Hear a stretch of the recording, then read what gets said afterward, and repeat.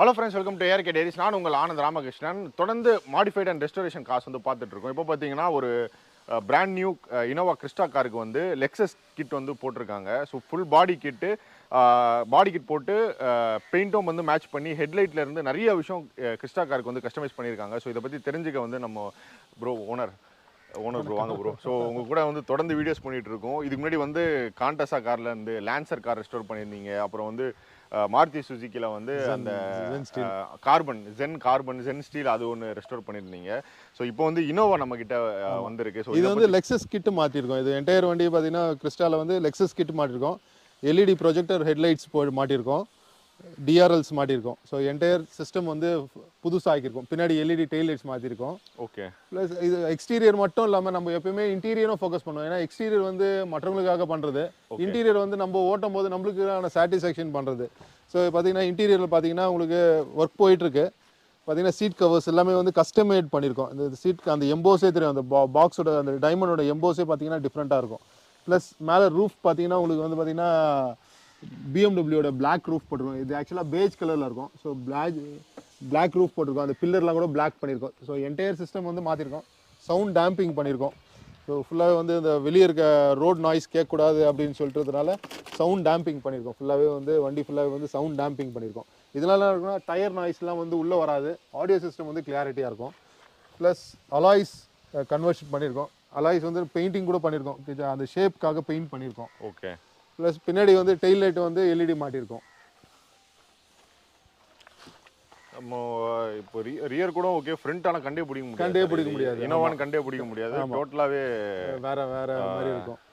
Plus latest வண்டி கூட mechanical work கூட பண்ணுறோம் நம்ம. பார்த்தீங்கன்னா இப்போ இதுக்கு இனோவா வந்து எத்தனை நாள் ப்ராஜெக்ட் சார் இது வந்து 4 days 5 days ஆல் தான். ஏன்னா இது பம்பர்லாம் வந்து பெயிண்ட் அடிக்காமல் வரும். நம்ம வந்து பாடி கலருக்கு ஏற்ற மாதிரி பெயிண்ட் அடித்து ஃபிட்டிங் பண்ணி தரது எலக்ட்ரிக்கல் ஒர்க் எல்லாமே கூட வருது. 3 to 4 days maximum at the moment all தான். இப்போ ஹெட்லைட் டெய்ல் லைட் மாத்திருக்கு, இன்டீரியர் சீட் கவர் எல்லாமே சேர்த்து 3 to 4 days தான். ஓகே. அதுக்குள்ள நம்ம ஏன்னா எவ்வளோ சீக்கிரமா வண்டி வெளியே போதோ அவ்வளோ சீக்கிரமா நாங்கள் எங்களுக்கு சேஃப் இல்லையா. நிறைய நாள் நாங்களும் வச்சுக்க முடியாது வண்டி. எத்தனை வண்டி தான் நம்மளும் வச்சுக்க முடியும். ஓகே.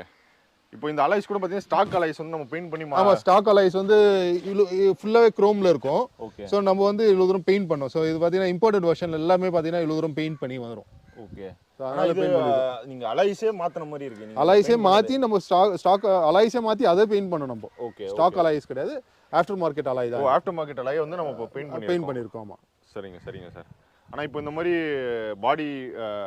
பாடி கிட் ஃபுல் பெயிண்ட், இந்த பாடி கிட்ட பெயிண்டிங்கும் மேட்ச் பண்ணி ஹெட்லைட் இது எல்லாமே கஸ்டமைஸ் இல்ல ஃபினிஷ்ட் ப்ராடக்ட்டா போகும். எதுமே வந்து இங்க முடிச்சிட்டு அப்புறம் நீங்க அந்த கடையில போய் பண்ணிட்டு போங்க, இங்க பண்ணிட்டு போங்க அப்படி கிடையாது. வெளிய போகும்போது ஃபினிஷ்ட் வரும், உள்ள வரும் ஃபினிஷ் ப்ராடக்ட்டா தான் வெளிய போகும். ஓகே. இந்த எலக்ட்ரிக் வேலைக்காக வெளியே போகணும், இங்கே வயரிங் பண்ணணும், எல்லாமே இன்னோஸ்ல நடக்கிறதுனால நம்மளுக்கு ஈஸியாக இருக்கும். இது வந்து நம்ம கஸ்டமர் ரெக்குயர்மெண்ட்டுக்கு ஏற்ற மாதிரி பட்ஜெட் மாறும்ல. ஏன்னா சில பேர் ஹெட்லைட் வேணாம்னு சொல்லுவாங்க. ஆமாம், சில பேர் இப்போ ஹெட்லைட் எல்இடி போட்டிருக்கோம், ப்ரொஜெக்டர்லேயே வந்து எல்இடி லைட்ஸ் போட்டிருக்கோம். அது ஒரு 8,000 10,000 கிட்ட வரும். சில பேர் வேணா நார்மல் லைட்டை போட்டுருவாங்க, சில பேர் ஹெச்ஐடி போட்டுருவாங்க. டிபெண்ட்ஸ் அந்த கஸ்டமர் பட்ஜெட். வந்து மாடிஃபிகேஷன் பொறுத்த வரைக்கும் பட்ஜெட் ஃபிக்ஸே பண்ண முடியாது. எவ்வளோனா ஸ்கேல் அப் பண்ண முடியும், எவ்வளோனா ஸ்கேல் டவுன் பண்ண முடியும். டிபெண்ட்ஸ் அந்த பட்ஜெட் ஆல் தான். Okay sir. அப்போ இங்க ஒர்க் நடந்துட்டு இருக்கு. ஆமாம், இது வந்து கியா ஒன்று பண்ணிட்டு இருக்கோம். கியாவில் வந்து இன்டீரியர் வந்து கார்பன் ஃபைபர் ஒர்க் பண்ணிருக்கோம். இதில் வந்து இந்த ஆடியோ சிஸ்டம் பேனலில் வந்து கார்பன் ஃபைபர் வேணும்னு சொல்லியிருக்காங்க கஸ்டமர். ப்ளஸ் சவுண்ட் டேம்பிங் கேட்டிருக்காங்க. ஆடியோ சிஸ்டம் ஃபுல்லாகவே வந்து மாற்றுறோம். சரிங்க சார். ஏற்கனவே இருக்க ஆடியோ சிஸ்டமே அப்கிரேட் பண்ணுறோம், அவ்வளோதான். அந்த பேனல் ஃபுல்லாக வந்து கார்பன் ஃபைபர் பண்ணிட்டு சவுண்ட் டேம்பிங் பண்ணுறோம். ஏன்னா இதில் வந்து பாஷ் ஆடியோ சிஸ்டம் வரும், பாஷ் வரும். இதில் பெஸ்ட் ஆடியோ சிஸ்டம் நல்லாயிருக்கும். அதுலேயே வந்து சவுண்ட் டேம்பிங்லாம் பண்ணால் இன்னும் கொஞ்சம் நல்லாயிருக்கும். ஓகே. இப்போ அந்த கார்பன் ஃபைபர் நம்ம பண்றோமா? லான்சர்லயும் பாத்தீங்கன்னா அந்த வுடன் டெக்ஸ்சர் பண்ணல வாட்டர் ட்ரான்ஸ்ஃபர் பண்ணிடுவாங்க, ஹைட்ரோகிராஃபிக்ஸ்னுவாங்க. அதுவே நம்ம இன்னோஸ்ல பண்றதுனால நம்மளே பண்றோம் எல்லாமே. எதுவுமே வந்து வெளியே பண்ணல நம்ம. ப்ளஸ் இந்த போலோக்கு பார்த்தீங்கன்னா சஸ்பென்ஷன் ஒர்க் பண்ணிருக்கோம். என்டையர் சஸ்பென்ஷன் வந்து ரீப்ளேஸ் ஆகிட்டு இருக்கு. டிரைவ் ஷாஃப்ட்லேருந்து எல்லாமே வந்து ரீப்ளேஸ் ஆகிட்டு இருக்கு. அது நம்ம கிட்ட இப்போ மெக்கானிக்கல் ஒர்க்கும் இருக்குல்ல. ஆமாம், இன்னும் மெக்கானிக்கல் ஒர்க்கும் வருது. பழைய வண்டிலாம் வரும்போது மெக்கானிக்கல் ஒர்க்கோட தான் வரும். லிஸ்ட்டே கொடுத்துருவாங்க. ஸோ அந்த மெக்கானிக்கல் ஒர்க்லாம் நம்ம இன்னோஸ்லேயே பண்ணுறோம் நம்ம. ஸோ நம்ம பெயிண்டிங் பண்ணுறதுக்கு முன்னாடி இந்த மாதிரி மெக்கானிக்கல் ஒர்க் எல்லாம் பண்ணி முடிச்சுட்டு டெஸ்ட் ட்ரைவ் அடிச்சுட்டு அதுக்கப்புறம் பெயிண்டிங்கே கை வைப்போம். எடுத்தோடனே பெயிண்டிங் கை வைக்க மாட்டோம். மெக்கானிக்கல் தான் ஃபஸ்ட்டு. மெக்கானிக்கல் சரியாக இருந்தால் தான் நம்மளுக்கு பெயிண்டிங் ஒர்த்தாகவே இருக்கும். ஸோ மெக்கானிக்கல் எல்லாம் முடிச்சுட்டு அப்புறம் கஸ்டமர் கூப்பிட்டு மெக்கானிக்கல் ப்ராப்ளம் சார்ட் அவுட் ஆயிடுச்சா கேட்டுட்டு அதுக்கப்புறம் தான் நம்ம பெயிண்டிங்கே கை வைப்போம். யூஸ்வலாக என்ன பண்ணுவாங்க, பெயிண்டிங் எல்லாம் முடிச்சுட்டு கடைசியாக மெக்கானிக் ஒர்க் பண்ணுவோம். அந்த டைமில் வந்து இங்கே அடிபட்டுச்சு அங்கே போய் அடிபட்டுச்சு கஸ்டமர் சாட்டிஸ்ஃபை இல்லாமல் போவாங்க. அதனால் ஃபைனல் ஃபினிஷ் தான் வந்து பெயிண்டே நடக்கும் நம்மக்கிட்ட. சரிங்க சார். இப்போ இந்த டாடா சீரா சார், டாடா சிஆரா அது ரெடி பண்ணும். ஒரு பெரிய ப்ராஜெக்ட், என்னோட வண்டி தான் அது. அது அப்படியே நிற்கிது, டைம் இல்லை அதனால நிற்கிது. பட் பண்ணிடுவோம். ஏன்னா இந்த டோர்லாம் வேற கட் பண்ணிருக்கீங்க. ஆமாம், இது வந்து விங் டோர் மாதிரி பண்ணியிருக்கோம் ஆக்சுவலாக. ஓகே, விங் டோர் மாதிரி பண்ணியிருக்கோம். சரிங்க சரி. பண்ணணும், டைம் இல்லை, வெரி சூன் பண்ணிடுவோம். ஓகே. நான் இப்போ அங்கேயே ஒரு காண்டஸாக நிற்குது, அங்கே ஒரு காண்டஸாக ரெஸ்டோரேஷனுக்காக நிற்குது. அது ஒரு சார். இந்த 800 பற்றி உங்க சொல்லிடுங்க. ஸோ உங்கள் 800 கஸ்டமர் ரொம்ப கேட்டு சிங்கிள் ஓனர் கார் வாங்கினேன்னு. ஆமாம், ஒரு SS80 இது ஒரு கஸ்டமர். இது அவருக்கு ஒரு பென்ஸ் ஒன்று ரெடி பண்ணி கொடுத்தேன். ஸோ ரொம்ப நாளாக அவர் பார்க்கிங்கில் நின்றதுனால கேட்ட அங்கிள் எனக்கு கொடுத்துருங்க அப்படின்னு ரொம்ப கஷ்டப்பட்டு தான் கொடுத்தா. சிங்கிள் ஓனர் இது, யாருக்கும் கொடுக்கக்கூடாதுன்னு சொல்லி எனக்கு கொடுத்தாரு அவர். ஸோ அதுக்கப்புறம் நான் எடுத்து ரீஸ்டோர் பண்ணேன். அவர் 8500 கிலோமீட்டர் தான் ஓடிச்சு அவர்கிட்ட இருந்து வாங்கும்போது. அதுக்கப்புறம் நான் ஒரு கொஞ்சம் ஓட்டினால தான். பட் அதுக்கப்புறம் ரிஸ்டோர் பண்ணி இது ஒரு 1.5 வருஷம் ஆயிடுச்சு. நான் ஓட்டிட்டு தான் இருக்கேன். லோக்கல் யூஸ்க்குலாம் நல்லா ஓடினுங்க, ஏசிலாம் ஒர்க்கிங்கு. ஓகே. சின்ன நீங்கள் சொன்னீங்களா காண்டாஸா பெரிய இடத்துல எப்படி மாதிரி சின்ன இடத்துக்கு போகும்போது சின்ன வண்டியில் போயிடுறது தான். அதுதான் சார். இப்போ ஸ்டாக்காக வரும்போது ஏசிலாம் இருக்காதுல்ல? இல்லை, ஏசிலாம் இருந்தது. ஏசிலாம் இருந்தது. ஸ்டாக்கு எல்லாமே ஸ்டாக்கு. நான் எப்பயுமே வந்து எந்த வண்டி எடுத்தாலும், லேட்டஸ்ட் வண்டியாக இருக்கட்டும், ஓல்டு வண்டியாக இருக்கட்டும், மேக்ஸிமம் வந்து ஸ்டாக்கு மெயின்டைன் பண்ண ட்ரை பண்ணுவோம். அப்கிரேடேஷன் வேணால் கொடுக்கலாம் தவிர ரீப்ளேஸ்மெண்ட் பண்ண மாட்டோம். அப்கிரேடேஷன் பண்ணுறது ஓகே, ரீப்ளேஸ் பண்ணக்கூடாது. ரீப்ளேஸ் பண்ணால் அது இது வராது, ஒரிஜினாலிட்டியே போயிடும். போயிடும். ஆனால் அப்பயே வந்து ஏசிலாம் வந்துருக்கு. எல்லாமே ப்ராப்பர் ஒர்க்கிங் நம்மளுக்கு.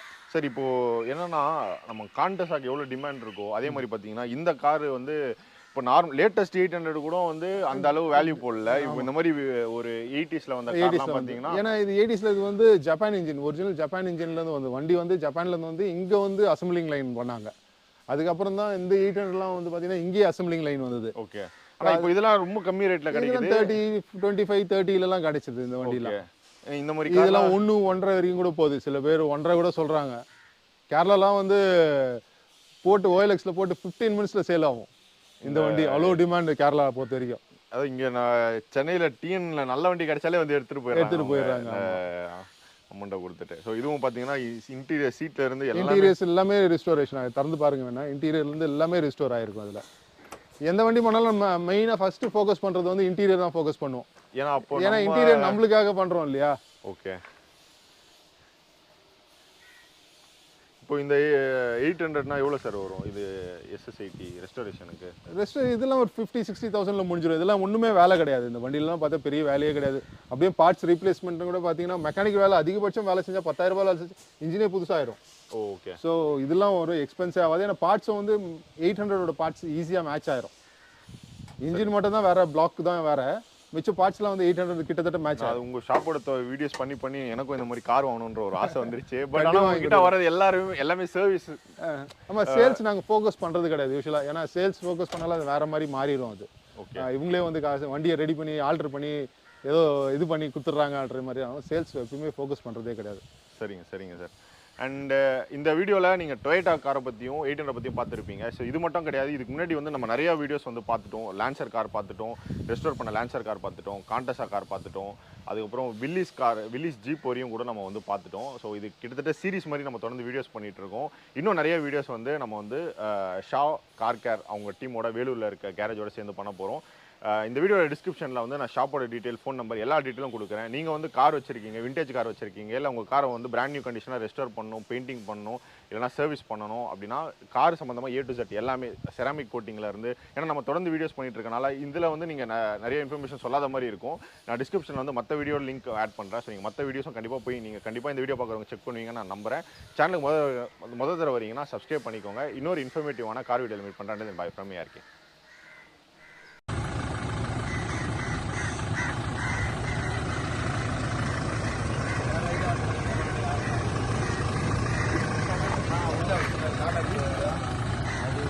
அந்த ரூட் பண்ண 1.5 நாள் பேக் வச்சுருந்தாரு.